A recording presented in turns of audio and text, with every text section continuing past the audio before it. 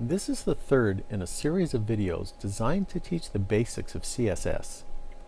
If you are new to CSS and have not yet watched the first two videos in this series, then you might want to go back and watch those videos before watching this one. This video will talk about the CSS box model. I'll start by going to littlewebhut.com and I'll click on the CSS tab. On the left side of the page is a box model link, so I'm going to click on that.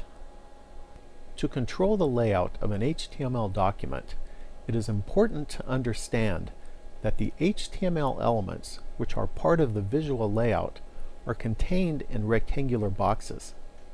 This diagram shows the parts of the rectangular box.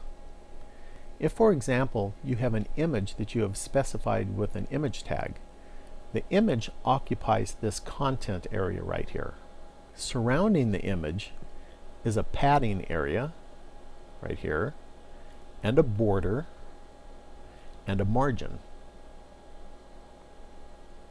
There are CSS properties for controlling the width of the padding area, the width and style of the border, and the width of the margin. The width of the padding, border, and margin can be set to 0 if you like. CSS also has properties for controlling the background within the box. The background can simply be a color that you select, or it can be an image. In either case, the background is displayed in the padding area behind the content. If the content is text, then the background would be visible behind the text within this content area as well. Let's look at an example. I'm going to click on the padding link on the left side of the page here. And next I'll click on the test button for the first example that's here. I'm going to delete the first H1 and P element here because they're not needed for this discussion. I'll start now by pressing the View button. What we have here are two elements that are displayed. The first element is this H2 element that we have specified here, and this is the text for it. And the second is an image tag here that we've used to display an image. We'll notice up here that the H2 element has a class attribute set to a value of tst1, and the image has a class value set to that same value of tst1.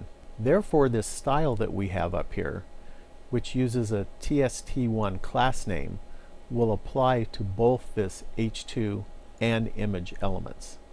Here we can see that we have used the padding property to set the padding to 40 pixels. And that's this area that surrounds this text right here.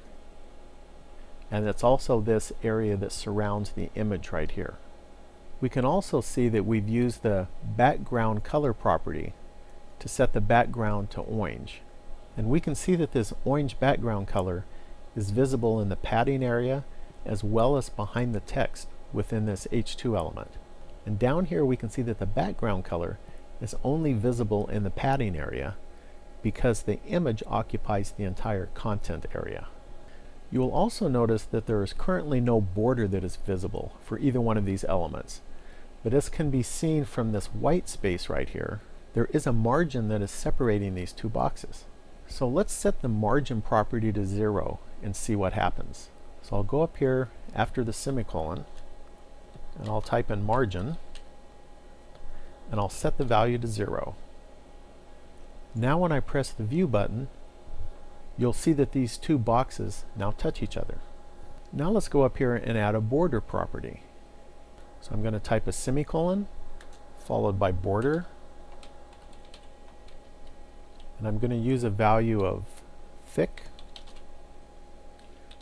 solid, and red. And now this is what it looks like with a border. Now let's go up here and reduce the padding width to 0. So I'll just get rid of this 4 here. Now you can see that there is no padding visible between the content area and the border. I'm going to go back up here and restore the padding area. And I'm also going to add a width to the margin. So I'll set that to 5 pixels. And we'll take a quick look at this. And now I'm going to change the background from a simple color to an image. So I'm going to change the background color property to a background image property. So let me delete this color orange here, and I'll change the word color to image. And now I need to specify the path to an image. And I do that by typing URL with the path name contained between parentheses. And I'm also going to put the path name between a pair of quotation marks. And now I can type the path and the file name.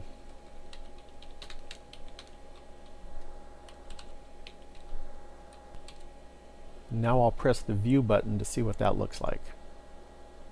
And here you can see that the orange background has been replaced with the image that I specified. If we go back to our previous page, you can see here on the left that we have properties for specifying the background and a bunch of properties here for specifying border.